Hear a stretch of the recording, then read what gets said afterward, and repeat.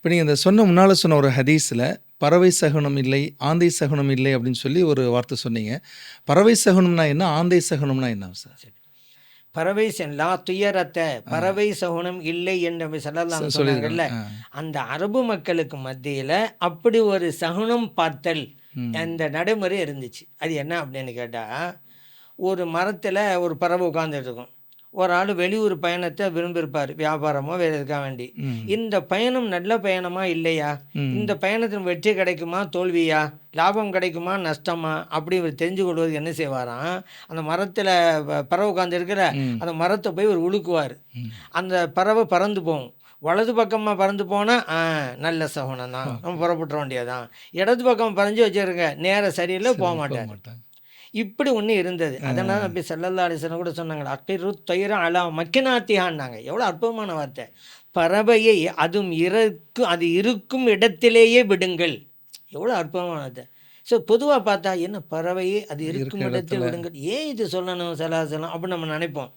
ஆனால் இதனால தான் சொன்னாங்க, அது பாட்டுக்கு மரத்தில் ஓய்வு எடுத்துக்கிட்டு இருக்கு அந்த பறவை, அங்கே எங்கே சுற்றிக்கிட்டு வந்து அப்பாடான்னு இருக்கு. அப்போ போயிட்டு இவரோட மூட நம்பிக்கை வேண்டி மரத்தை உருக்கி அந்த பறவைக்கு இடையூறியம் கொடுக்குறீங்க. அது ராகத்தாக தானே இருக்குது, இழைப்பாறுதில் அது ஏன் அதுக்கு இடையூறு கொடுக்குறீங்க? ஏன் அது இடையூறு கொடுக்கறதுங்கிறது மூட நம்பிக்கை அடிப்படையில் சகுனம் பார்க்கறதுக்காக வேண்டி. அதை தான் நபி ஸல்லல்லாஹு சொன்னாங்க, இந்த பறவை சகுனம்லாம் கிடையாதுன்னு. இதுக்கு ஒரு நிகழ்வு கூட இருக்குது. எப்படின்னு கேட்டால், இக்ரிமா ரலியல்லாஹு அன்ஹு அவங்க சொல்கிறாங்க, நான் இப்னு அப்பாஸ் ரலியல்லாஹு அன்ஹு மிகப்பெரிய சஹாபி, தங்களுக்கு தெரியும். அந்த சபையில் நாங்கள் இருந்தோம். அப்போ அந்த நேரத்தில் ஒரு பறவை சத்தம் விட்டது. அந்த சபையில் இருந்த ஒருவர் சொன்னார், ஹைர் ஹைர், நல்லது நல்லது அப்படின்னு சொன்னார்.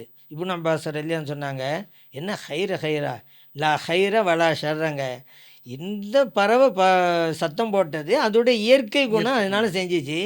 இது சத்தம் போட்டதுனால உங்களுக்கு நல்லதுங்கிறதும் கிடையாது, அது சத்தம் போட்டதுனால உங்களுக்கு தீங்குங்கிறதும் கிடையாது, அதுக்கு இதுக்கு என்ன சம்மந்தம் இருக்குது என்று இப்னு அப்பாஸ் ரலியல்லாஹு சொன்னாங்க. அதே போல் தாவூஸ் ரஹ்மத்துல்லாஹி, அவங்க பெரிய பிரபலியமான தாபிஈ, அவங்க சொல்கிறாங்க, நான் ஒரு பயணத்துக்கு போனேன், என் கூட ஒரு நண்பர் வந்தார்.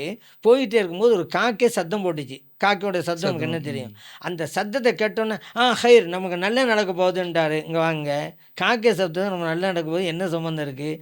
வல்லாஹி எல்லாமே சத்தியமாக சொல்கிறேன், லா தஸஹபனி, என் கூட வர்ற தேவை உங்களுக்கு இல்லை, போயிட்டு வாங்கன்னு இவங்க தனியாக போயிட்டாங்க.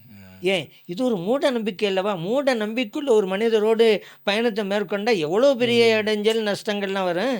ஒவ்வொன்றுக்கும் ஒரு காரணம், இதனால தான் அது, இதனால தான் இது அப்படின்னு சொல்லி தான் என்ன செய்யணுமோ அதை விட்டுருவார்ல, அது பல ஆபத்துகள் வரும் அல்லவா.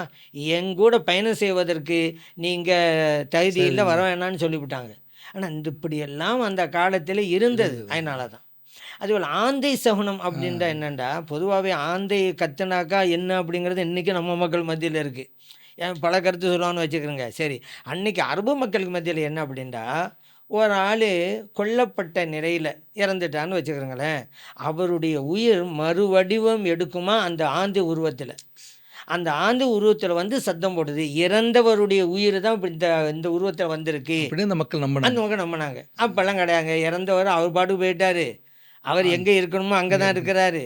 என்ன, நல்லவராக இருந்தால் நல்லதை அனுபவிப்பார், தீயவராக இருந்தால் தண்டனை அனுபவிப்பார். அவர் ஏங்க இந்த அந்தைக்கும் அதுக்கும் கொண்டு வர்றீங்க? அப்படிலாம் இந்த சகுனமெல்லாம் கிடையாது, இந்த மூட நம்பிக்கையெல்லாம் கிடையாதுங்க அப்படிங்கிறத தான் நபி ஸல்லல்லாஹு அலைஹி வஸல்லம் சொன்னாங்க.